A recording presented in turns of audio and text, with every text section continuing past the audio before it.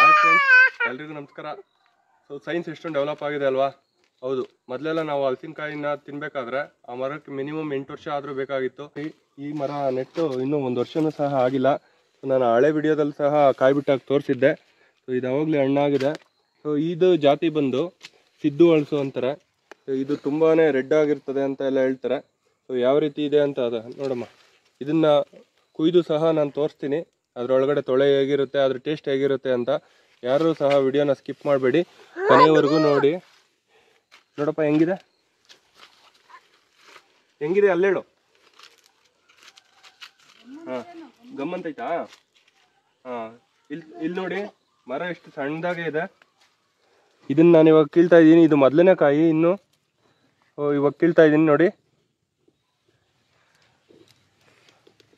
ಈ ಮರ ತಡೆಯಲ್ಲ ಅಂದ್ಬಿಟ್ಟು ನಾನಿಲ್ಲಿ ದಾರ ಎಲ್ಲ ಸಹ ಕಟ್ಟಿ ಈ ಕಡ್ಡಿಗೆ ಕಟ್ಟಿದ್ದೀನಿ. ಸೊ ಇವಾಗ ಕೀಳ್ತಾ ಇದ್ದೀನಿ, ಸ್ವಲ್ಪ ರಿಲೀಫ್ ಆಗುತ್ತೆ ಮರಕ್ಕೂ.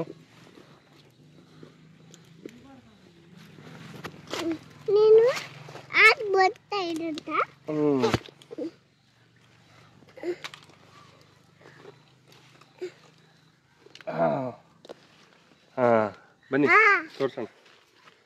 ಕುಯ್ದುಬಿಟ್ಟು ತೋರಿಸ್ತೀನಿ, ಬನ್ನಿ. ಯಾರು ವಿಡಿಯೋ ಸ್ಕಿಪ್ ಮಾಡಿಬಿಡಿ. ಮೊದಲಿಗೆ ಎಣ್ಣೆ ಇಡ್ತಾ ಇದ್ದೀನಿ, ಕೈಗೆ ಅಂಟಾಗಬಾರ್ದು ಅಂತ. ಸಿದ್ದು ಹಲಸು ಮೊದಲನೇ ಹಣ್ಣು, ಹೆಂಗಿದೆ ಅಂತ ನೋಡೇ ಬಿಡೋಣ. ಈಗ ಕುಯ್ತಾ ಇದ್ದೀನಿ. ಹಾಂ, ಓಪನ್ ಆಗ್ತಾ ಐತೆ. ಇನ್ನೂ ಸ್ವಲ್ಪ ಕಾಯಿರಂಗೈತೆ, ನೋಡೋಣ ಹೆಂಗಿರ್ತದೆ ಅಂತ. ದೂರ ಹೋಗಪ್ಪ. ಹಾಂ, ಹಿಂಗಿದೆ. ಮ್ಯೂಟ್ ಮಾಡಿ. ನೋಡೋಣ ಹೆಂಗಿದೆ ಅಂತ.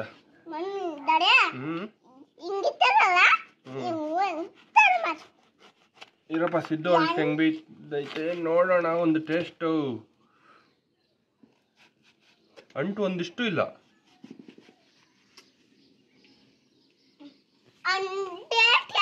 ಗಮ್ಮಂತೈತೆ.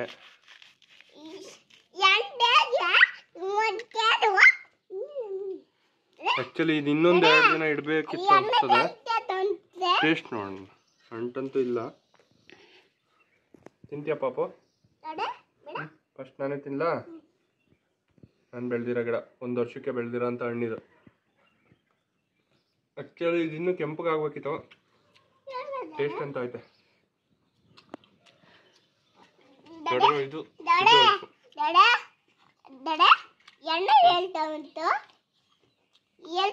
ಆಕ್ಚುಲಿ ಆ ಕಾಯಿ ಇನ್ನೂ 1 ವಾರ ಗಿಡದಲ್ಲೇ ಇರಬೇಕಿತ್ತು. ಸ್ವಲ್ಪ ಸರಿಯಾಗಿ ಹಣ್ಣಾಗಿರ್ಲಿಲ್ಲ, ಅದಕ್ಕೆ ಕಲರ್ ಡಿಮ್ ಆಗಿತ್ತು. ಆ್ಯಕ್ಚುಲಾಗಿ ಹಣ್ಣಾದರೆ ಈ ರೀತಿಯಾದಂತಹ ಕಲರ್ ಬರ್ತದೆ. ಈ ಸರಿ ಒಂದೇ ಕಾಯಿ ಬಿಟ್ಟಿದ್ದು.